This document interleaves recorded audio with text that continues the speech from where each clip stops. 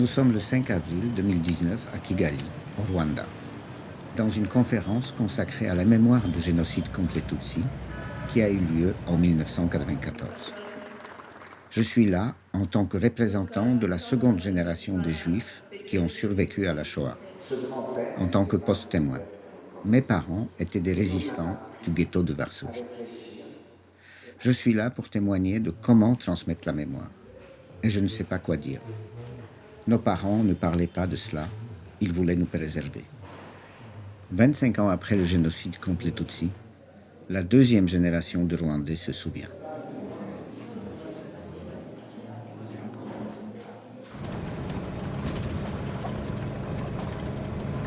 Quand le lendemain, nous rencontrons dans les montagnes de Bisesero un combattant de la résistance désespérée des Tutsis en 1994, je ne peux m'empêcher de penser à l'insurrection aussi désespérée des Juifs en 1943 dans le ghetto de Varsovie.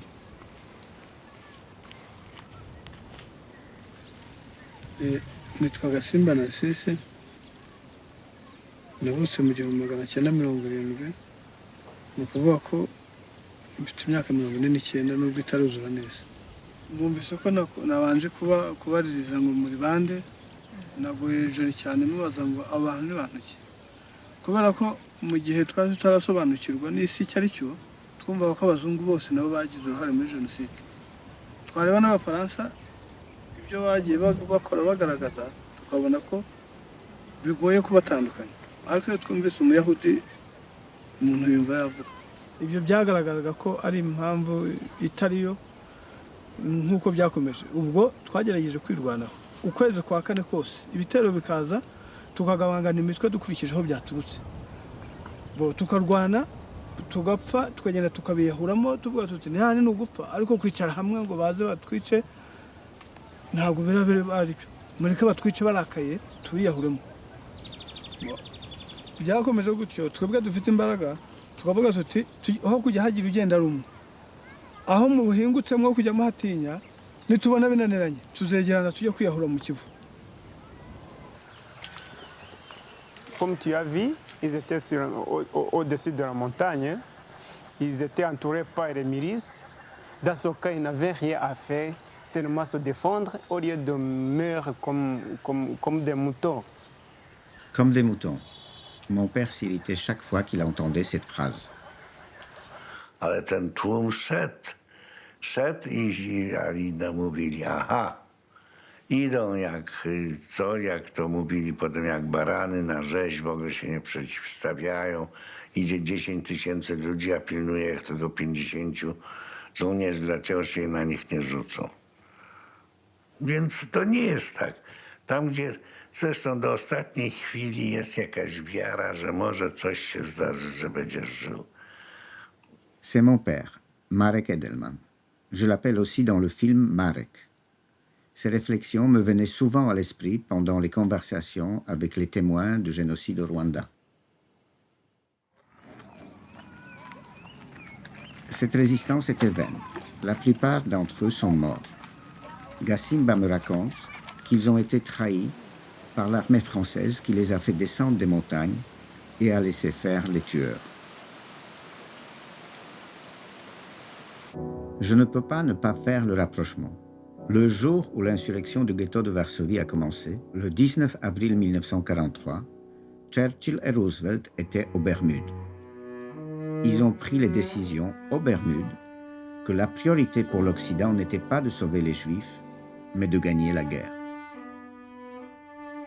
Amerykanie wylądowali dopiero w czerwcu 1944 roku w Europie, a wtedy już nie było Żydów, wszystkich zamordowano i nieliczni się gdzieś chowali i tak dalej. No.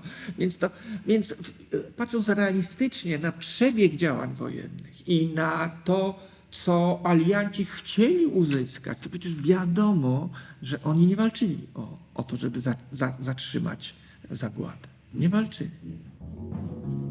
50 ans plus tard, le monde a laissé commettre un autre génocide.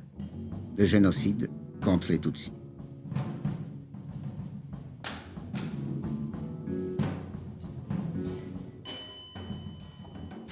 Il y a un an, je cherchais un artisan pour rénover mon appartement. C'est comme ça que j'ai rencontré Dariusz Stępiński.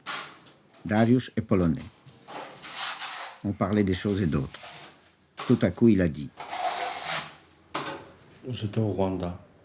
J'étais au Rwanda en 1994, quand les massacres ont éclaté le 7 avril.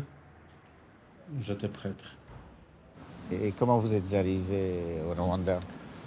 J'étais missionnaire dans une congrégation de pères franciscains, frères franciscains. Je suis entré dans l'ordre en Pologne, dans la province de Sainte-Edwige, à Wrocław. Je fais 1 an d'essai, 6 ans d'études de philosophie et théologie. Ensuite, j'étais envoyé en mission en Afrique. La première situation vraiment dangereuse, c'est quand je dis il y avait des collines. Sur une colline, il y avait une école, il y avait quelques tirs, quelques grenades de loin qui ont éclaté dans cette école. Nous sommes sortis du couvent, on voyait les bandits d'escadron de la mort. Il y avait des personnes tuées, une dizaine. Et je vis avec les jumelles une maman qui était tuée avec... elle avait au dos son enfant. Elle est tombée avec son enfant. Ça, je vis avec jumelles. C'était très difficile parce que une fois, j'étais avec un enfant blessé. Je ne sais pas, il a reçu des coups de machette, mais je ne me rappelle plus la situation. Je l'ai mis dans l'ambulance, j'ai mis la sirène, mais il y avait toujours les barrières des escadrons de la mort. Malgré la sirène, ils nous arrêtaient sur la route en allant à l'hôpital. Ils disaient « Padri, qui vous ?» Je dis « J'ai un blessé, un Tutsi. » Je dis « J'ai un blessé, c'est tout, il doit aller à l'hôpital. Si c'est Tutsi, c'est un chien, il faut l'achever. » Et ce garçon a été tué après? Oh, je me rappelle pas. Je me rappelle pas. Dariusz a parlé pendant des heures. Pour la première fois depuis 25 ans. Un jour, je lui ai dit « Darek, je pense que nous devons aller au Rwanda. » Il a répondu qu'il s'était promis de ne plus jamais y retourner. Il avait peur de retrouver là-bas l'odeur de la mort qu'il a connue pendant le génocide et qu'il a poursuivie pendant des années. Nous sommes arrivés à Kigali le 29 mars 2019.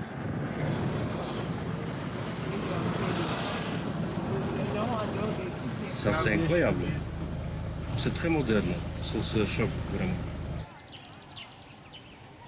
Nous nous arrêtons chez les pères palotins à Gikondo. Mais ici, moi, je m'arrêtais souvent en allant au nord. Par exemple, je logeais ici, je voulais me reposer, prendre une bonne douche chaude parce que chez nous, il n'y avait pas de l'eau chaude. Ici, il y a eu un massacre de Tutsis le 9 avril 1994. Fraise Dicho était là. Il accepte de témoigner, mais ne veut pas montrer son visage. Il habite toujours à Kigali. Ici, il y avait 2 attaques? Il y a 2 attaques. Samedi, c'était 9 et mardi, c'était 2e attaque. Donc ils sont rentrés par là? Non, de côté, de l'autre côté. Oui, de l'autre côté, ça n'existait pas. Du côté de l'église, ils sont entrés, tout ça. Mais ils ont sémaphoré avec les souffles et tout ça. Le portail ouvert jour et nuit et tout ça, c'est pas de problème. Hein, parce qu'il y avait des... C'est Interahamwe qui est entré? Interahamwe qui est entré. Bourré, drogué? Je ne sais pas. Est-ce qu'il y avait des drogues, il y avait de l'alcool ou quoi, ou des vaccins spéciaux ou quoi, parce qu'ils n'étaient pas... Ils étaient normaux? Non, ils n'étaient pas normaux. Ils étaient pas. Qui est à la maison ici? Si, on était à la maison, à l'église, samedi, on était là. Tous? On a fui. On a fui parce qu'il y avait des traditions que samedi après-midi, après la messe, du matin, il y avait les confessions et l'adoration de Saint-Sacrement. Tu ne peux pas écouter. Ouais.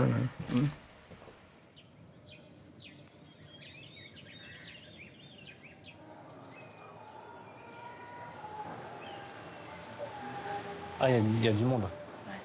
Ah. Comme ça, vous allez... Moi, je suis tout à fait... Tu es là, tu t'assieds là. Moi, je mets là? Ouais. J'avais 15 ans au moment du génocide. J'étais à Kigali. Kigali, dans un quartier qui s'appelle Kimisagara. Vous avez entendu à la radio? Oui. Enfin, c'était le 6 avril, donc au soir. Mais on l'a pas su sur le moment. On l'a su, je pense, quelques heures plus tard. Quand ils ont annoncé ça à la radio, je pense que c'était aux alentours de 19h30, 20h, quelque chose comme ça. Communiqué émanant du ministère de la Défense. Le ministre de la Défense a la profonde douleur d'annoncer au peuple rwandais le décès inopiné du chef de l'État, son Excellence le général-major Habyarimana Juvenal, survenu ce 6 avril 1994 vers 20h30 à Kanombe, l'appareil qui le ramenait de Dar es Salaam ayant été descendu par des éléments non identifiés et dans des circonstances non encore élucidées. Bon, on a quitté le quartier avec des voisins qui réclamaient notre mort, de nous brûler vivants. C'est vos voisins qui... Nos voisins, des gamins avec qui on avait joué au foot la veille. Et je me rappelle quand je suis passé par-dessus la clôture parce que le portail était fermé. Autant de peur que j'ai jamais ressenti. Parce que bon, à partir du moment où le génocide est là, que vous le vivez au quotidien, qu'ils viennent chercher les gens qui les tuent, maintenant vous les retrouvez morts à côté. Vous dites, en fait, vous comptez les heures et les minutes. Hein? Et du coup, en fait, vous n'avez plus... je pense qu'on est anesthésié.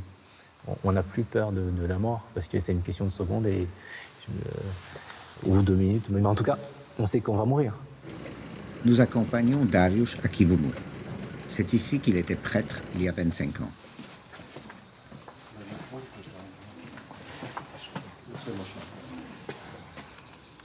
Mais la porte est en bois. Dariusz! Oh, comment se fait-il que tu es aussi comme ça? Movie. Non, c'est miracle. C'est bien, Dariusz. Gros ou beau? Trop gros. Mon ami. Oui. Ciao. Ça va? Je suis content de vous voir. How are you? Very well. Oh my God. Il était énervé. Ils ont commencé à tirer, je ne sais pas, de partout. Mais c'était plutôt bandit, je ne sais pas qui était. On cherche les fameux balles. Quand il y avait des bandits qui sont venus, qui tiraient. Ouais. C'était où? C'était quelque part ici. Ah oui. Parce que... Oui. Ah voilà. Ici, c'était le passage vers l'église. Et là où il y a le concombre, il y avait des plantations de choux. Tu te rappelles, il y avait la plantation de choux là? Oui. C'est pas j'étais seul avec Coucou ou je sais pas quel chien, le dernier. C'était un autre whisky, je pense. C'est Coucou. Ou Coucou. Coucou. Ah oui, c'est Coucou. Eh oui, c'est Coucou. Alors, il montait en voiture, c'était 11h du soir, tu n'étais pas là. 11h du soir, je vis la lumière. Alors, quand je vis la voiture de soldats, bouffe là-bas dans le chou, et le chien autour de moi. Ici. C'est vous qui allez célébrer la messe? Oui. Ah, super. Vous pouvez prendre des photos. Super. Comme vous voulez.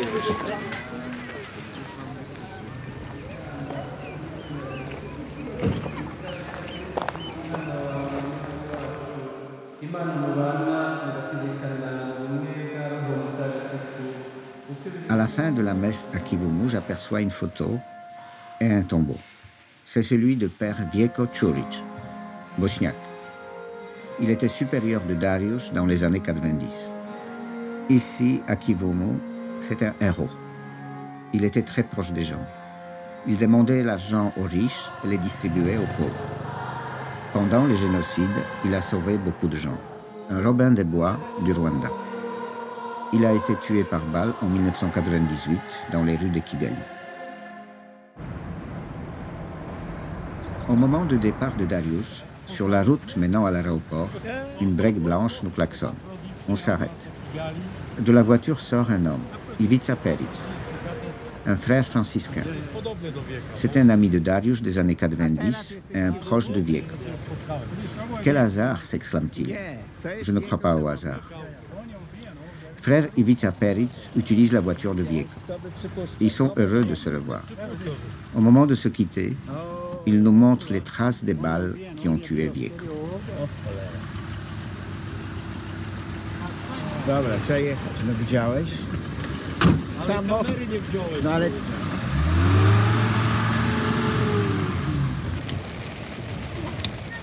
Nous allons à Boutare et à Mbasi, où Dariusz est venu pour soutenir 4 jeunes séminaristes pendant le génocide. Via, c'est le chemin en latin. Ah, voilà Joseph, avec son petit chat.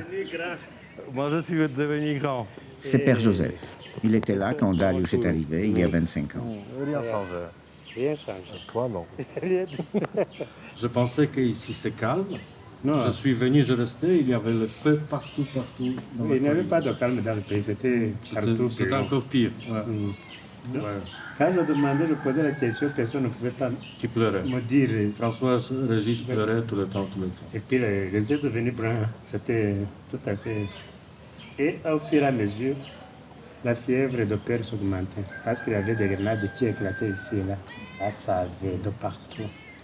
Et c'est là où le président de l'époque, Kambanda et Sindi Kubgabo, non Kambanda, qui était le ministre, le premier ministre, et Sindi Kubgabo sont venus à Boutare pour dire le discours de tuer Koumata. Parce que si on n'avait pas encore commencé officiellement. Quand ils sont venus ici, c'était autour du 18-20, c'était le feu. Après leur départ. C'est ça, je suis parti quand... C'était le feu. Je pense à Alois. Il m'avait dit très tristement, vous partez ici. Je dis, non, je pars. Je m'appelle Seri Makire Ouamaria, de Sœur Bernardine. Et avant le génocide, je vivais à Kigali. Je travaillais au ministère de la fonction publique. Et j'étais une jeune fille de 24 ans. Sœur Immaculée dirige aujourd'hui un internat de jeunes filles à Kansi, à côté de Boutare. Je suis d'abord allée au CELA, c'est-à-dire chez les missionnaires d'Afrique, mais ils venaient d'être évacués. Il y avait l'insécurité, on voulait menacer la maison des Pères Blancs. Dès que je quittais CELA, peut-être 30 minutes qui suivaient, CELA a été attaqué. On a tué toutes les personnes qui étaient là. Peut-être il y a eu 2 ou 3 rescapés. Sœur Immaculée nous fait visiter son école. Je suis tordu, mais en voyant les dortoirs, je pense à Auschwitz. Ils sont 443. Et ils vivent tous ici?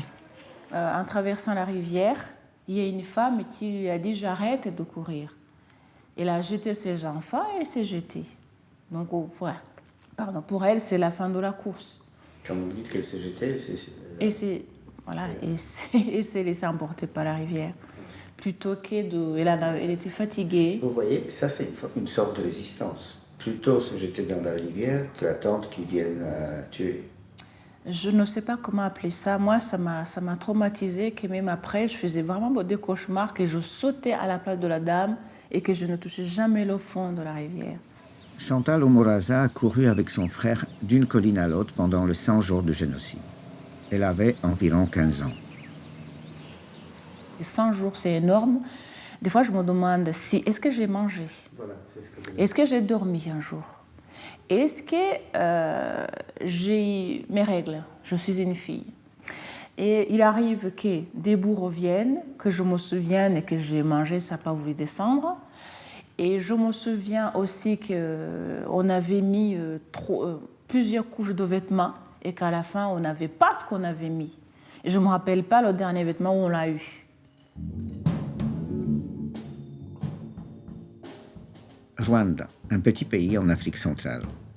Environ 1 million de morts, en majorité des Tutsis, massacrés en 100 jours par les soldats, milices et les voisins Hutus. Personne ne peut comprendre ça. Nous voulons seulement savoir comment cela a pu être possible.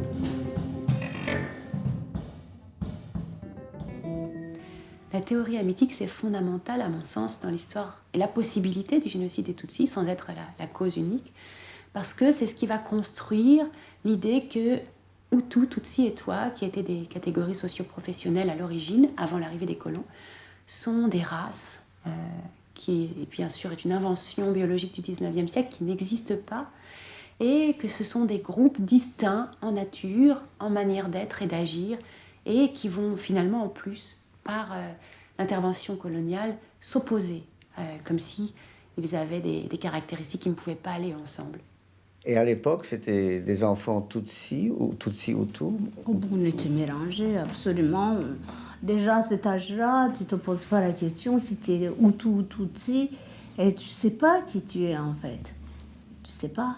Vous savez, au Rwanda, les voisins, c'est presque de la famille. Les enfants des voisins, c'est presque des frères, parce que c'est avec eux qu'on passe beaucoup de temps. C'est avec eux qu'on part ensemble à l'école le matin, c'est avec eux qu'on rentre le soir, avec qui on joue à les jeux d'enfants classiques. Quand vous aviez de petits copains, pas forcément amoureux, mais petits copains, Oui. C'était des Tutsis ou c'était des Hutus, ou ça n'avait pas d'importance? Bon, c'était des Tutsis, mais ça n'avait pas beaucoup d'importance pour moi. Parce que nous autres, dans nos familles, on ne parlait jamais de ces choses ethniques. On savait qui on était, mais ça ne nous empêchait pas de vivre avec les autres en paix. D'ailleurs, moi, personnellement, j'ai commencé à souffrir de ce que j'étais en 90, quand les Imotani avaient attaqué. Parce que là, on était menacés parce qu'on est Tutsi. Il y avait une discrimination dans des écoles. Vous aviez des registres sur lesquels on mettait l'ethnie. Hein.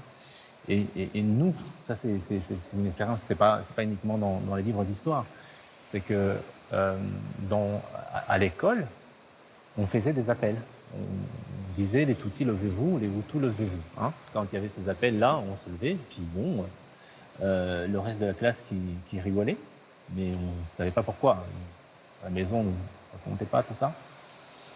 Et puis quand on posait la question à la maison, pourquoi quand on se lève, les autres rigolent. Moi, personnellement, j'ai découvert que j'étais Tutsi une fois à l'école. Quand les colons arrivent à la fin du 19e siècle, il faut centraliser le pays parce qu'il va falloir l'administrer. Ils vont appliquer les théories raciales à l'époque, en vogue en Europe. Ces théories étaient de manière très très très succincte qu'il y aurait eu deux races majeures en Afrique, la race des Bantous et la race des Hamites. Alors les Bantous, ce serait une race très ancienne, race évidemment avec des guillemets, et qui serait antérieure et puis de moins bonne qualité que les Hamites ou que les Occidentaux, parce qu'elle serait d'abord agricole et en plus avec des traditions orales qui sont très déconsidérées. Et les Hamites, par contre, ce seraient les descendants de Ham. On leur colle cette identité parce qu'ils sont souvent éleveurs, et on pense que ce sont les descendants d'un des fils de Noé qui, après le déluge, sur son bateau, se serait enivré d'un bon vin, de ses premières vignes, Noé. Son fils le voit, se moque de lui, plutôt que de le rhabiller. Et c'est sa descendance, Canaan et ses fils, qui sont voués à l'exil et qui se répartissent comme ça en Égypte, au Soudan, en Éthiopie. Mais en amenant avec eux tout le savoir, évidemment, de cette dite race supérieure blanche, qui est l'agriculture, l'usage des métaux, la royauté. Et ils arrivent absolument à ce moment-là, selon ces hypothèses, selon ce mythe plutôt, au Rwanda. Cette idée qu'il y aurait les trois fils de Noé qui ont eu des postérités. Et l'idée serait que des sortes de juifs se seraient répandus en Afrique. Ce sont des faux Africains en Afrique. Je suis surpris. Au Rwanda, en Afrique, les colonisateurs et les missionnaires développent une nouvelle idéologie antisémite. Ważna bardzo, jeśli nie najważniejsza, na samym początku jest ta motywacja metafizyczno-religijna. Bo ona jest na tyle silna i na tyle właśnie irracjonalna, że powoduje to, że jakby zawiesza się ogląd rzeczywistości, bo tak naprawdę na poziomie praktycznym to przecież Polacy przez setki lat żyli z tymi Żydami i oni z nimi tam kooperowali, handlowali. To były jakieś takie praktyczne więzy, tak, symbioza. No i nagle jednak oni są inni, oni są wrogami. Un parallèle plus qu'évident entre l'exclusion qui a frappé les Tutsis et les Juifs. L'antisémitisme a commencé il y a 2000 ans. Nawet święty Paweł, o którym mówiłem, on pisał w swoich listach apostolskich wprost, że chrześcijaństwo jest taką dziczką oliwną, zasadzoną na tym potężnym drzewie, no a tym drzewem jest judaizm, prawda?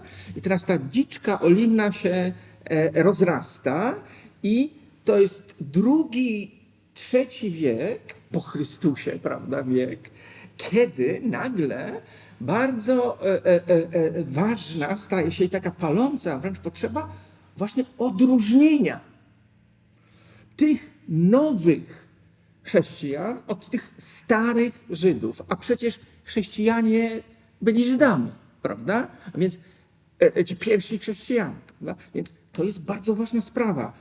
Ja uważam, że to jest kluczowy moment dla zrozumienia stosunku Kościoła powszechnego do Żydów aż do dzisiaj, przez 2000 lat.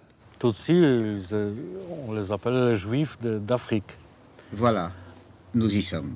Donc les missionnaires, inévitablement, voilà, ils avaient cette idée fondamentale, je dirais, impensée, qu'un blanc est toujours supérieur. Voilà. C'est ça. En fait, on peut appeler ça du racisme. Mais c'est une espèce de racisme inné, impensé, hein, et impensable, en fait.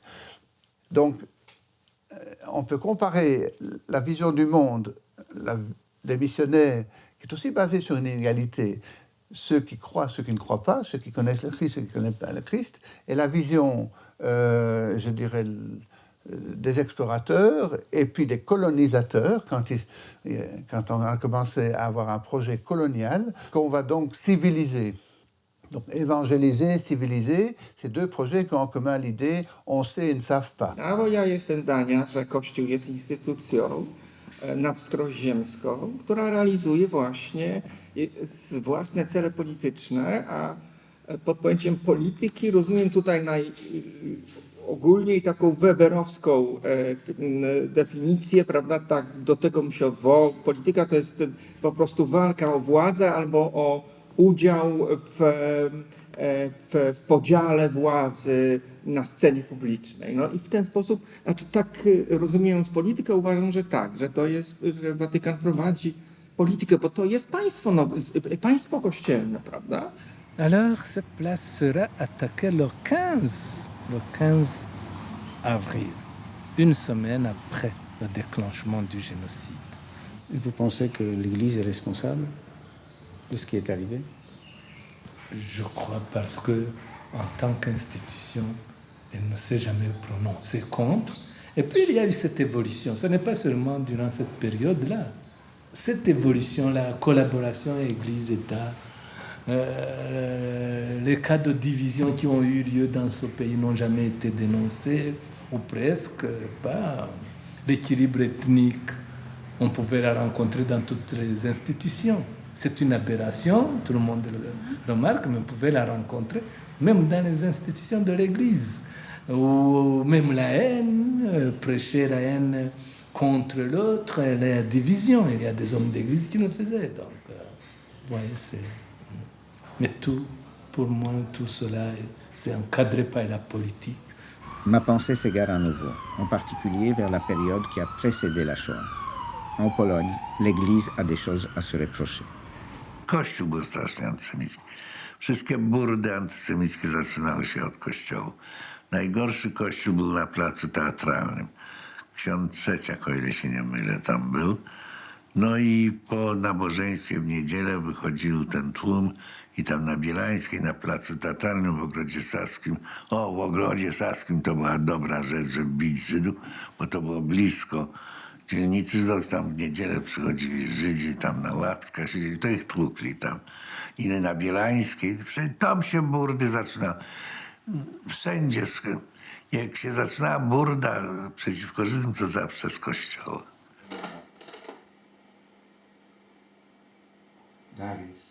Dariusz nous montre les diapositives qu'il a prises il y a 25 ans au Rwanda. Il voulait les oublier. C'est qui? C'est moi. Je suis venu ici pour voir les amis polonais que je connaissais, qui habitaient ici à Ruchango. Mais je ne savais pas s'ils sont là ou non. Je suis venu, oui, c'est honteux, mais je pleurais beaucoup. Et je frappais à la porte. Ouais. Voilà, je frappais à la porte. Le gardien qui m'a connu, qui m'a reconnu, je dis, est-ce qu'il y a quelqu'un parmi les Blancs ici? Il dit, oui, il y a Père Stanislas. J'étais soulagé quand j'ai vu Père Stanislas.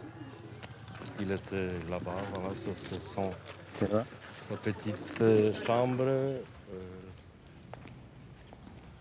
C'était le 25 lundi. Ils ont saccagé ici. Père Stani était là-bas. Ils ont voulu entrer. Et il a refusé de les donner des clés. Ils ont sauté. L'église était fermée. Voilà. Ils ont pris des machettes, des paddles, les hanches, les fusils. Vous avez vu à l'église, il y a la porte où on a cassé là-bas. Ils n'ont jamais voulu tuer Père Stani? Oui, plusieurs fois. Mais par chance, ils l'ont laissé. Oui. Il y avait vers le 13 mai un groupe qui venait de Kigali, les génocidaires de Kigali. Ils ont attaqué. Ils ont commencé à monter sur les murs.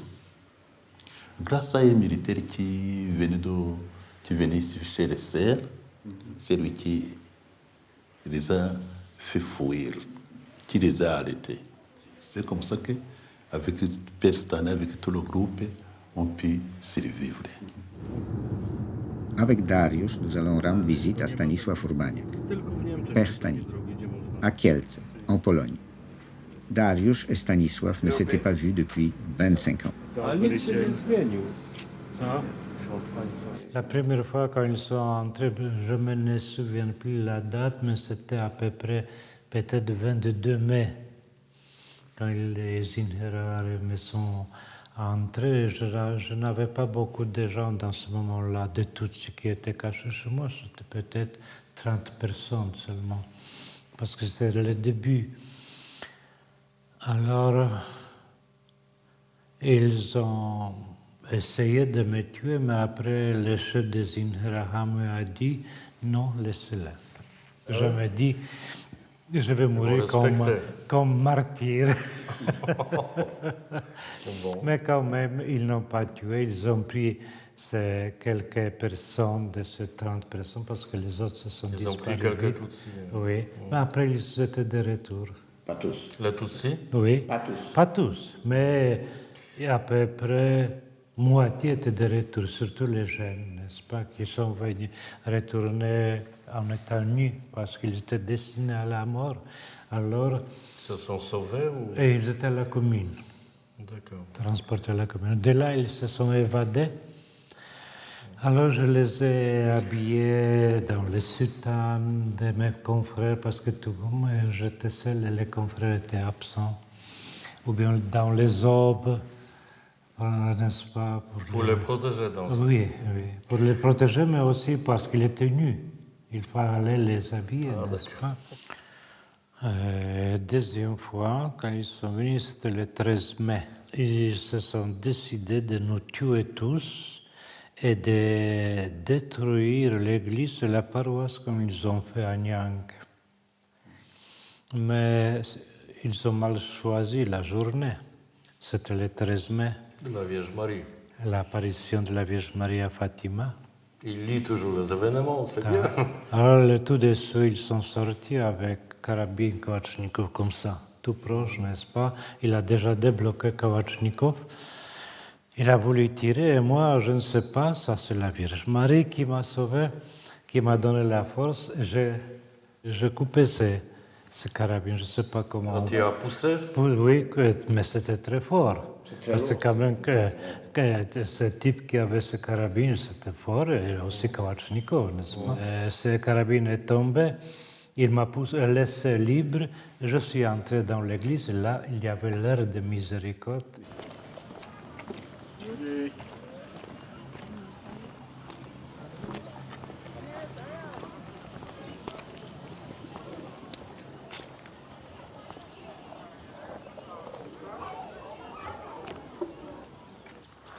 Vous n'allez pas aimer entendre ce qui suit. Le guide nous dit hors micro que sur les murs, nous voyons le sang de bébé que le tueur écrasait contre ces murs. L'un d'entre nous sort. Il ne supporte pas l'odeur du sang. Je ne sens rien. Je pense seulement que j'ai déjà entendu cela. Les Allemands, les Ukrainiens, les Estoniens ou les Lettons tuaient de cette façon les bébés juifs pendant la guerre. Jak na krakowskim przedmieściu, to co? To jak mnie złapali na ulicy, jak szedłem, już nie pamiętam do jakiego sklepu, to mnie wciągnęli do bramy i pobili z tego Żydziaka wstrętnego. W szkole też się działy takie rzeczy. Tutaj bili się, tutaj... Do mojej klasy chodził brat Mosdorfa, więc rozumiecie, że tam nie było tak tego. Na przykład on siedział za mną, to on mówi Marek i tu mi wstawiał stalówki i wbijał do szyi z atramentem, żeby był ropień. No ale jakoś przeżyłem. Ils ont mis le feu à la barbe des vieux juifs, tué les nouveau-nés au sein de leur mère, battu des gens à mort tout en les forçant à chanter et à danser. Finalement, ils en sont arrivés à l'essentiel, l'incendie. Des gardes ont cerné la ville afin que nul ne s'en échappe. Ordre a été donné aux Juifs de s'aligner en une colonne de 4 par rang. Le rabbin de 90 ans et le boucher cachère, qui était au premier rang, ont reçu un drapeau rouge. Ordre leur a été donné à tous de chanter tandis qu'on les poussait dans la grange. Des voyous les rouaient de coups bestialement sur leur passage. Près de la porte se tenaient quelques voyous jouant de divers instruments pour couvrir les hurlements des victimes horrifiées. Certains ont bien essayé de se défendre, mais ils étaient démunis. Ensanglantés et blessés, on les poussait dans la grange. Puis, ils ont inondé la grange d'essence et y ont mis le feu. Disons que je ne veux pas expliquer l'inexplicable. Il y a une masse de violence, une masse de morts, une masse de haine qui est un problème à toute l'humanité. Comme du reste, la Shoah et un certain nombre d'événements dans l'histoire humaine, l'esclavage aussi, que j'hésiterais à essayer d'expliquer, de rendre compte. Mais plutôt ça interroge. Et ce qui est différent de la Shoah juive, ou bien de l'Holocauste, c'est que chez vous, c'était nation contre nation. Les Polonais, les Germaniques contre les Juifs. Et encore plus. Mais le Polonais n'était pas trop contre. Mais... encore plus. Tu parles pas. La notion du temps. La notion du temps. Là, ça passait 6 ans. Ici, c'est 100 jours. Pour 1 million et plus.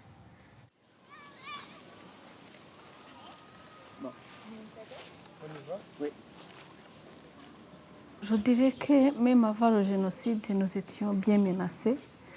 Et les 2 dernières années, depuis 92, d'ailleurs depuis 90, nous étions vraiment menacés un peu partout. Et quand on allait au travail, on ne savait pas si on va rentrer. Et on n'avait pas la paix, mais on ne savait pas où aller. Parfois, on était arrêtés sur la route.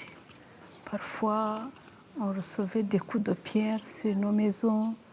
Dans nos familles, c'était déjà... tout le monde s'attendait à quelque chose. On avait l'impression que tout le monde attendait. C'est incroyable ce que je vous dis, mais c'est vraiment ça.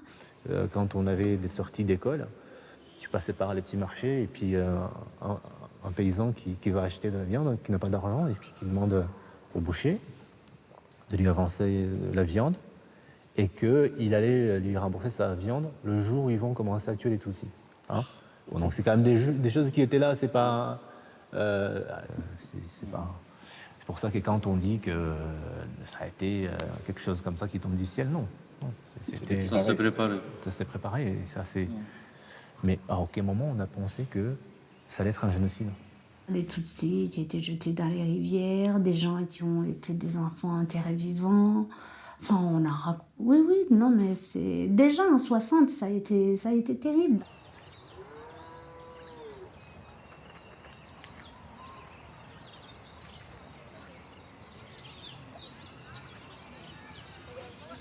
nous sommes dans la province de l'Est. Et en 1959-1960, l'administration coloniale et le nouveau régime républicain qui s'installait avec l'appui du colonisateur de la Belgique en soutenant un parti qui se nommait lui-même Parmé Hutu, vous voyez, dont l'idéologie était divisionniste absolument. Alors, beaucoup de Tutsis qui ne sont pas partis en exil au Congo, au Burundi, en Tanzanie, au Rwanda, on les a déportés ici. On les a amenés de force dans Sobugesera, qui était une vaste région entourée par des cours d'eau, avec des forêts, une savane forestière infestée de mouches tsetse. La malaria, la typhoïde, la dysenterie. Donc il y en a qui mouraient, surtout les petits et les personnes âgées. Il y a quand même un événement qu'il ne faut pas oublier dans toute cette période, c'est 1963. C'est-à-dire à la Noël, décembre 1963, il y a quand même eu à Gikongoro, dans sa région d'où il est originaire, il y a eu quand même plus de 20 000 morts, 20 000 Tutsis qui sont tués, à tel point que il y a un journaliste qui parle déjà du petit génocide de Gikongoro en 1963. C'était pensé 1 an avant la guerre, exterminer Tutsis, c'était bien pensé. Le truc d'extermination, et beaucoup de gens étaient recrutés à Kigali. C'était les escadrons entraînés, il y avait, je pense, un soldat de gouvernement toujours à côté. Et eux, ils prenaient les jeunes de la campagne pour qu'ils puissent les aider. Mais c'était les gens, les bandits de majorité de Kigali, entraînés par le gouvernement exprès.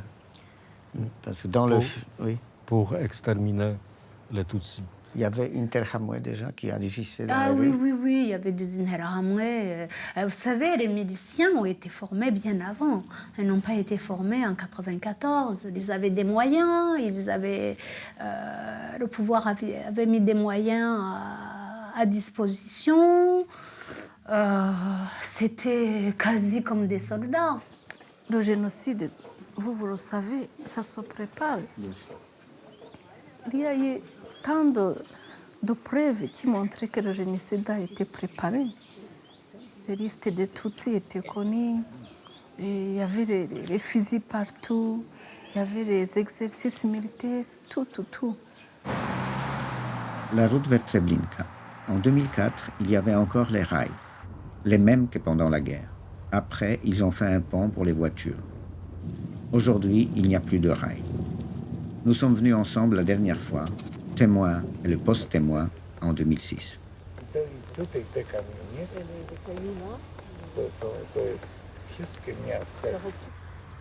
Les Juifs raflés arrivaient par train à bestiaux d'Umschlagplatz.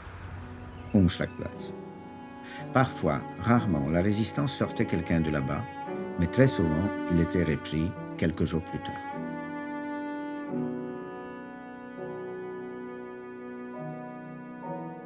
Tam było brutalnie na tym Umschlagplatzu, tam strasznie bili, tam strzelali. Jak człowiek jest, tam gwałcili ci Niemcy. Ja nie wiem, czy to mówi się, to byli Ukraińcy, ale tam byli Estończycy, tam były różne formacje. Tam te młode dziewczyny były gwałcone na oczach ludzi. Tam było strasznie. Brud, ubóstwo okropnie. To w ogóle okropnie, to sobie trudno wyobrazić. Oczywiście, że czy można było kogoś uratować z tego tłumu. Zdarzało się. Zdarzało się, jak się czasem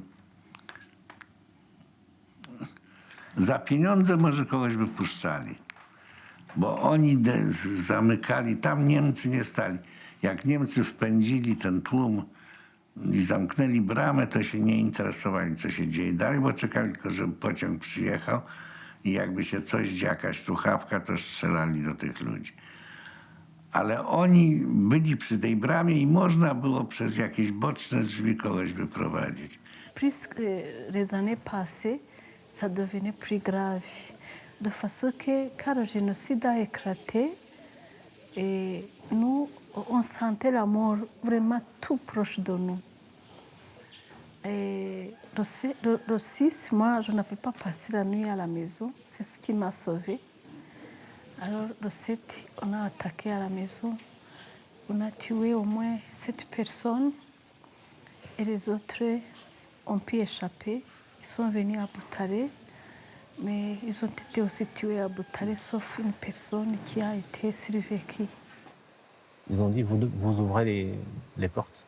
Si vous n'ouvrez pas les portes, on va tirer dedans. Les gens, ils ont ouvert. Mais toi, tu étais dans J'étais dans un... Oui, bien sûr. Et ils ont raté. Non, ils n'ont pas tiré, parce qu'en fait, les gens sont sortis. Ils sont sortis. Et du coup, il y avait des militaires qui avaient des fusils et des miliciens qui étaient armés de machettes, de gourdins, plutôt des armes blanches. Et donc, en fait, au fur et à mesure que les gens sortaient, ils coupaient. Ils coupaient, ils frappaient. Moi-même, donc j'ai assisté quand même à ce massacre, y compris donc les gens qui étaient avec nous, mais aussi les gens de notre famille. Et puis à un moment donné, donc moi je pense que quand ça m'est arrivé, j'étais déjà mort physiquement. Enfin, en tout cas,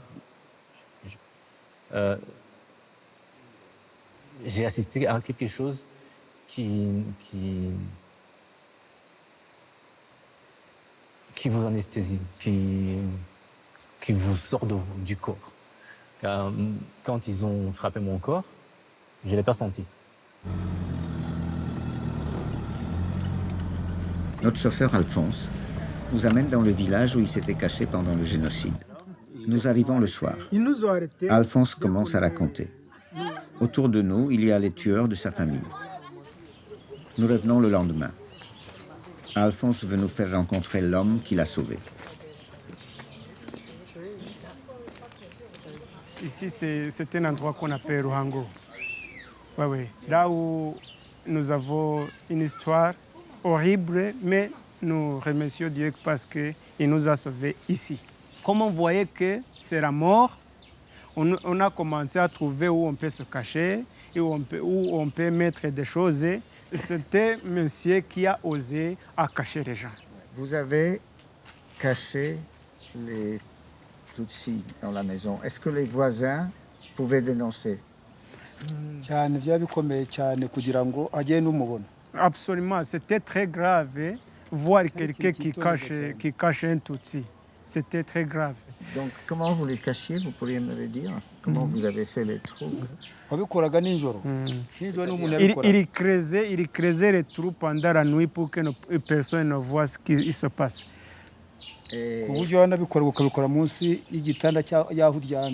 On faisait même au-dessous de votre lit pour que personne ne sache ce qui se passe au-dessus de votre lit.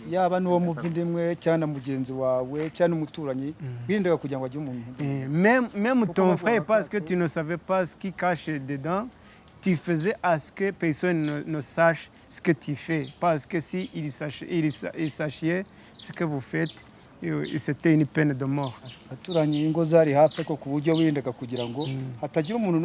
Oui, les voisins étaient tout proches. Ils étaient, oui, par exemple, comme ceci, oui. Mais on faisait tous les moyens possibles pour que personne ne sache ce qui est arrivé. Et on ne voyait pas que vous avez plus de nourriture pour donner aux gens. Les gens, parce que c'est arrivé aussi aux Juifs, c'est que les personnes qui les protégeaient, il fallait qu'ils achètent plus à manger. Donc les voisins voyaient qu'il y avait plus à manger. Et ils disaient, là, il y a un Juif.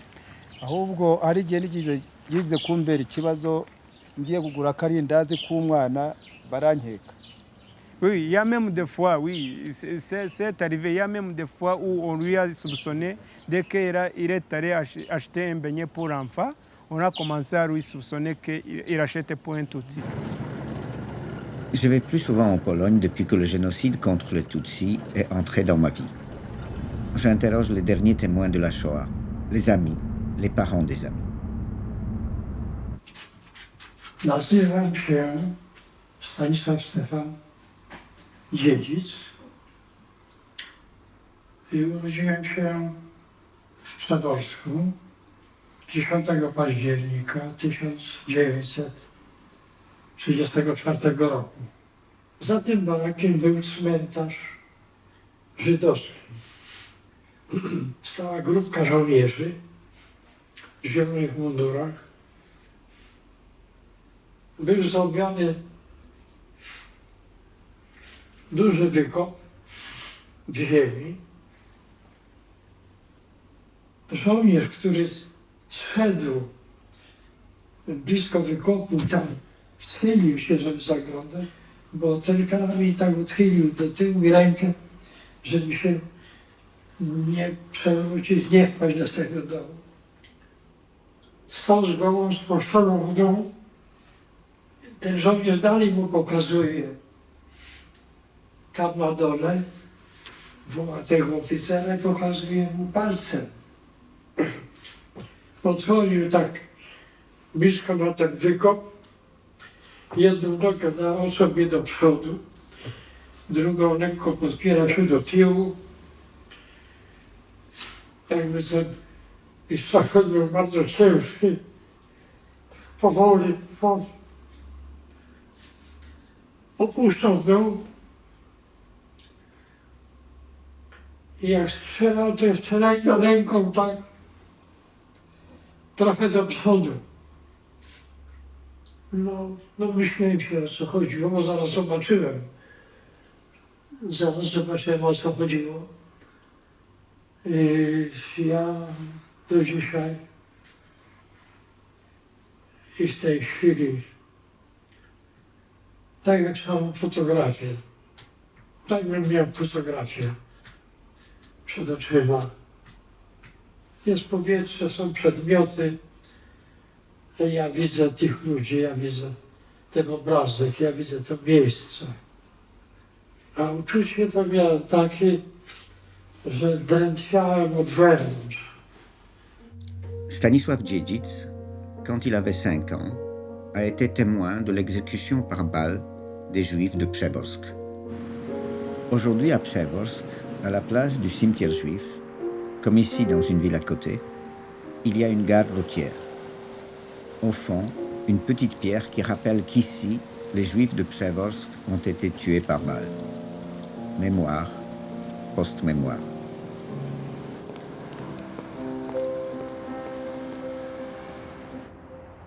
La situation des Juifs en France n'était pas à envier non plus. Le sud de la France était administré par un gouvernement de collaboration avec les Allemands. Dans cette zone, les Juifs français, pendant un temps, pensaient trouver refuge. Je m'appelle Gisèle Agrana et mon nom de jeune fille, c'est Grodner. Je suis née le 15 décembre 1921. Je vais avoir 100 ans. J'ai pas de frère, j'ai pas de sœur, mais j'avais des cousins et des cousines germaines qui étaient descendus sur la côte et qui étaient à Montélimar. Et ils nous disaient de venir les rejoindre. Il y avait des rafles, on venait nous chercher, donc il fallait se protéger. Nous avons essayé de passer la ligne de démarcation 3 fois. Il y a eu des passeurs qui ont été vendus et d'autres qui nous ont vendus. Et la 3e fois, on a pu passer quand même la ligne de démarcation. Je vais vous dire, la 3e fois, j'étais dans la cabine d'un contrôleur de train. J'étais derrière la porte de sa cabine quand les Allemands, on s'arrêtait à la démarcation, que les Allemands sont rentrés pour vérifier. Et moi, j'étais calée derrière la porte comme ça. Et j'ai été prise de tremblements nerveux. Et j'avais peur que mes talons tapent sur le... C'était terrible. Zosia Rosset est l'amie de mes parents. Elle et son mari sont passés chez mon père tous les jours pendant 40 ans, pour voir si tout allait bien. Nazywam się Zofia Lubińska-Rosset. Urodziłam się 27 grudnia 1933 roku w Łodzi. Wojna zaczęła się dla mnie w 1939 roku, właściwie od momentu, kiedy w naszym domu, już po rozpoczęciu wojny, po wyrzuceniu z mieszkania sąsiadów naszych, zamieszkali Niemcy. którzy któregoś dnia kazali mojemu tacie wyczyścić sobie buty. Gdy ten odmówił, został dotkliwie pobity. To skłoniło nas do wcześniejszego przeniesienia się do getta. Miałem takiego kolegę, który pracował jako palacz w szpitalu. To on dostawał, palacz to jest ciężka praca, to są olbrzymie piece, wtedy były te piece koksowe. To jest ciężka praca. On dostawał ten talerz owsianki, ale już tego śniadania, tego kawałka chleba z ogórkiem nie dostawał, bo on coś był inaczej zaszeregowany. To widziałem go przy śmieci, a to inteligentny. Potem no, chłopak był dowódcą grupy bojowej, ale śmietnika jadł. Jadł, to znaczy się obierki od kartofli. Je suis au 5e étage, dans l'appartement de Sonia. Ici, les Allemands ne viendront pas. C'est trop haut. Soudain,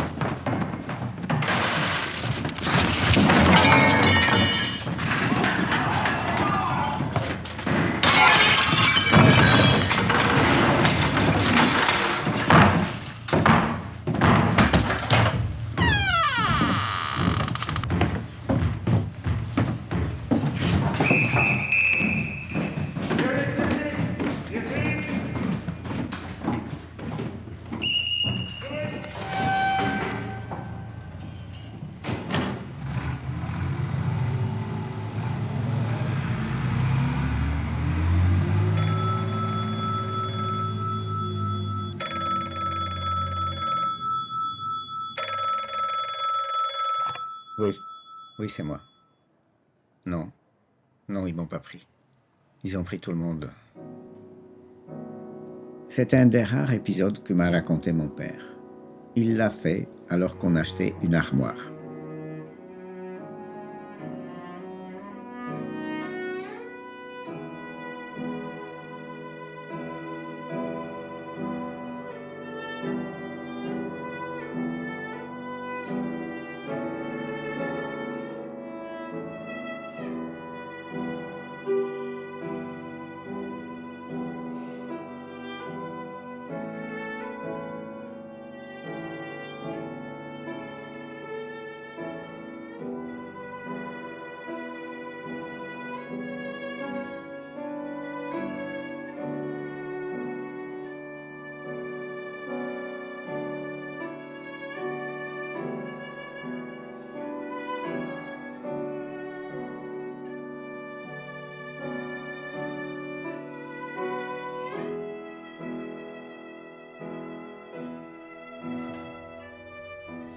Paysages traditionnels.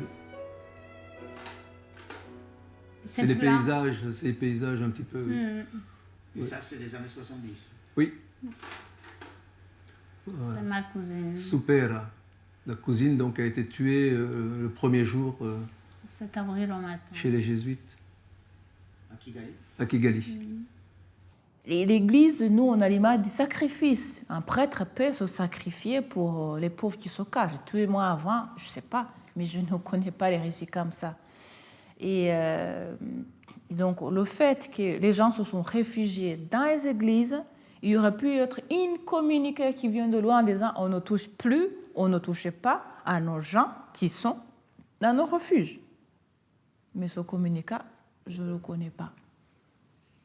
Il me paraît très clair que les stratèges de Rome, du Vatican, du Saint-Siège, n'ont pas compris la nature du nazisme, n'ont pas compris.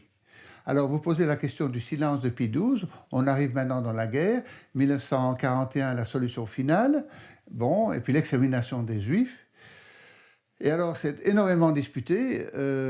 Pour ceux que j'en connais, moi, je suis de ceux qui pensent que, et c'est assez comparable avec ce qui s'est passé avec le génocide en 1994, c'est à peu près la même chose, c'est que dans les deux cas, l'Église a joué le rôle de diplomate, pas le rôle de prophète, de diplomate. Le diplomate, on essaie d'arranger les bidons et on n'attaque jamais l'État de front. Et on tâche de limiter un peu la casse tout en gardant une position un peu de pouvoir. Alors je crois que ce qui s'est passé avec Pie XII, c'est vrai, il faut le dire, il y a eu des Juifs qui ont été sauvés par le Vatican en Italie. Bardzo ważnym elementem tłumaczącym milczenie Piusa XII wobec Holokaustu jest właśnie taki argument ostrożności i nienarażania nieprzemyślanymi decyzjami czy jakimiś wypowiedziami, nie narażania tych, których trzeba chronić. Pius XII tak deklaruje, ja w to nie wierzę, od razu mówię, kto był dla Piusa największym wrogiem, z kim walczył. I walka z tym wrogiem motywowała jego działania podczas wojny, podczas zagłady. To są komuniści. Wrogiem dla Piusa na pewno nie były nazistowskie Niemcy. Wrogiem byli komuniści.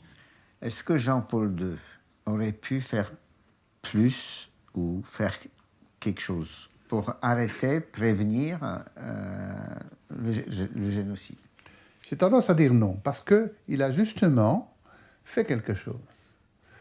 Je ne me souviens plus très bien la date, je crois que c'est vers le 29-30 avril, le pape Jean-Paul II, qui était d'ailleurs souffrant dans une clinique, a fait une déclaration en utilisant le mot génocide. Et les catholiques qui essaient de défendre l'Église disent c'est le premier chef d'État au monde qui a utilisé le mot génocide. Et ce n'est pas faux, parce qu'à l'ONU, au même moment, les Américains ont fait des manigances pour qu'on n'utilise pas le mot génocide. Et il n'a de fait pas été utilisé à ce moment-là. Je n'imagine pas comment le pape aurait pu faire ou dire quelque chose. D'abord, il était loin. Il aurait fallu, si on veut, un degré de clairvoyance extraordinaire qu'aucun autre n'a fait. Bien évidemment pas le président français, mais même les Belges. Clinton, il a mal joué. Il s'est repenti d'ailleurs. Il a demandé pardon. Mais Clinton était horrible dans ça, complètement. Bon, donc Jean-Paul II n'a pas fait mieux que les autres, sauf qu'il a quand même fait cette fameuse déclaration de fin avril. Moi, l'Église en tant qu'institution, je n'y crois plus. Je n'y crois plus, c'est une institution politique comme tant d'autres. L'Église du Rwanda, l'Église a été du côté de la colonisation avec ce qu'a comporté comme désastre dans mon histoire, dans notre histoire du Rwanda. Donc, pour l'instant, je n'ai pas entendu beaucoup l'Église du Rwanda ou même Rome en tant qu'institution regretter profondément et changer ses propres pratiques. Parce que ça commence par changer une attitude, changer des pratiques et se faire humble dans tout ce qui s'est passé. Et jusqu'à aujourd'hui, moi, j'attends.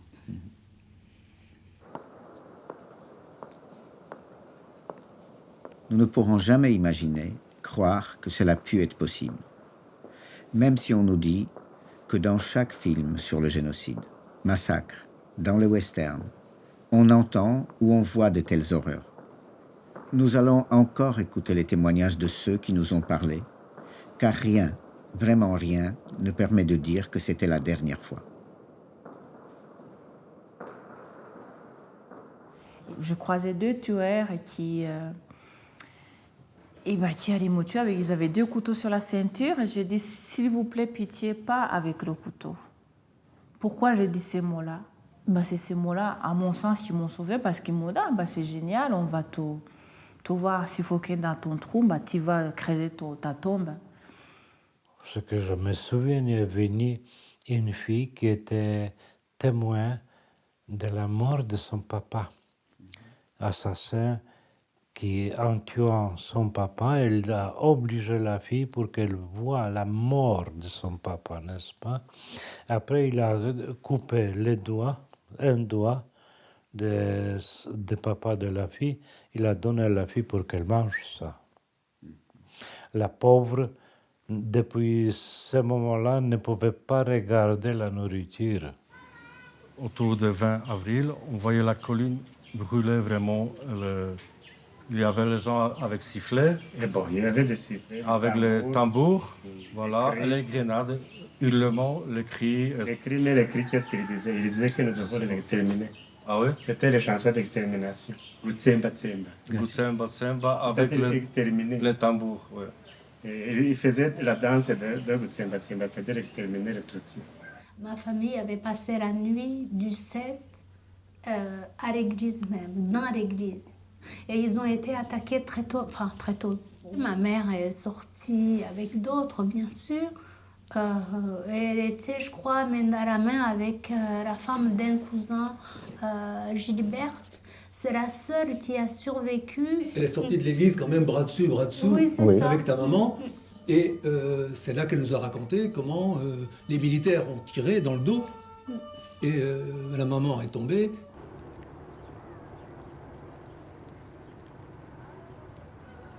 Je vis à Ninaouimana quand j'étais dans la voiture avec les Burundais. Ils ont tué devant nous Moi, j'ai jamais vu. Avec les poteaux, comme ça. Avec les poteaux. Je suis sorti. Je vais prendre à Kigali à l'hôpital, mais il y avait Burundais, Darius, viens, on part parce qu'ils vont nous tuer. Je vis de loin après qu'il achevait. Burundais m'avait dit, pars. On a été dénoncé par, je sais par qui, par le fromager. Parce qu'il était amoureux d'une de mes cousines et elle ne voulait pas. Alors, de vengeance, il nous a dénoncés. Les Allemands étaient venus, ils avaient arrêté un de mes cousins, ils avaient tué sa femme. Parce que comme elle se sauvait et qu'elle voulait protéger son mari, ils ont tiré dessus. Le monsieur, il était l'ami de mon beau-frère. Hein? Il m'a comporté dès qu'il disait aux milices que la personne qui va me tuer, il va le tuer aussi. Alors, un jour, c'est arrivé où les malfaiteurs d'ici, les milices d'ici, se mis une connexion avec les malfaiteurs de la commune. Ils sont venus, ils nous ont fouillés et ils ont mis là-bas pour nous massacrer. On était là-bas et les milices étaient là-bas avec des groudets, avec des grenades, avec des groudets remplis de clous. C'était grave. Hein? Le monsieur a attendu à propos de ça. Il est venu. Il a dit aux gens, aux milices là, arrête, je ne veux pas le sang dans cette colline. Si vous voulez verser le sang dans cette colline, je vais d'abord verser votre sang pour montrer aux autres gens que nous ne voulons pas le sang ici. Et ils avaient peur de lui? Oui, ils avaient peur parce qu'il était un homme fort. Hein? Il était un homme fort, mais il était un homme gentil. C'est pour cela que les ministres ont résisté. Ils avaient d'abord commencé à moi. Dès qu'il me frappait ici, il a pris la personne qui m'a frappé ici. Ils t'ont frappé avec quoi? Avec un groudet. Heureusement qu'il n'avait pas de clous. Mais dès qu'il m'a frappé ici, je me suis tombé ici. Et le monsieur a pris la personne qui m'a frappé. Il a frappé avec un fouet qu'il avait. Il a tué immédiatement. Alphonse nous a raconté cela 3 fois. La veille, dans le village. Ici, devant la maison de son beau-frère. Et un peu plus tard, à l'endroit où il a failli être tué. Et Geneviève, votre cousine, est restée là. 2 mois. Geneviève avait toujours refusé de partir parce qu'elle s'occupait des enfants qui étaient là. Il y avait beaucoup d'enfants réfugiés. Il y a une centaine d'enfants. Donc elle dit, si je pars, qu'est-ce qui c'est qui va s'occuper des enfants? Et les enfants sont morts aussi? Oh là là, oui, ça a été un carnage. Korczak to też miał taki pomysł. Był bardzo genialnym lekarzem, wielkim pisarzem, stworzył wielkie rzeczy. Prawdą jest, że on przedtem mógł wyjść 10 razy na aryjską stronę, bo miał przyjaciół i znajomych, prawda? I mógł się tam próbować ukrywać. Ale prawdą jest, że zdecydował się pójść razem z dziećmi. Zresztą on nie był jedyny. I widziałem Hendusię, to jest moja koleżanka z klasy. Widziałem ją przez okno, mówię, Hendusia, chodź, ja cię wyprowadzę. Ona powiedziała, nie, ja nie mogę, ja muszę z dziećmi zostać. Ja wiem, gdzie ja jadę, ale dzieci jadą, nie mogę ich zostawić. Więc ona miała 21 lat wtedy. W 1944 roku, kiedy zostało getto już właściwie zlikwidowane, i wtedy zostałam transportem w wagonach bydlęcych przewieziona raz z mamą do obozu koncentracyjnego w Ravensbrück. Wiem, że podróż trwała kilka dni. Czy była jakaś solidarność między więźniami? Absolutnie nie. Tam była walka o życie, tam była walka o byt, walka o możliwość przetrwania. Dans les rêves, ça allait bien? Non, non, jamais. Non, c'est... Jamais, jamais. Silence terrible, je sens l'odeur. Moi, je sens toujours l'odeur de brûlé. Après, le corps mélangé complètement. Et ce truc. Il y a ce qu'on fait, c'est vraiment qui renoncent aux marques qu'ils ont fait, mais il y a d'autres qui sont encore endurcis, qui font encore du mal.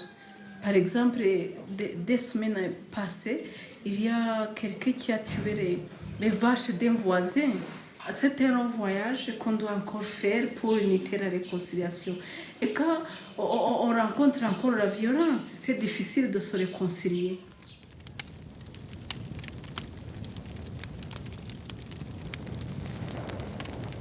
Ni les témoignages directs, ni l'éducation sur laquelle on comptait tant, ni les institutions, ni les différentes formes de transmission de la mémoire n'empêchent les nouveaux génocides. Aujourd'hui comme hier, les hommes et les femmes sont tués uniquement parce qu'ils sont considérés comme différents. Que ce film serve de document pour ne pas oublier.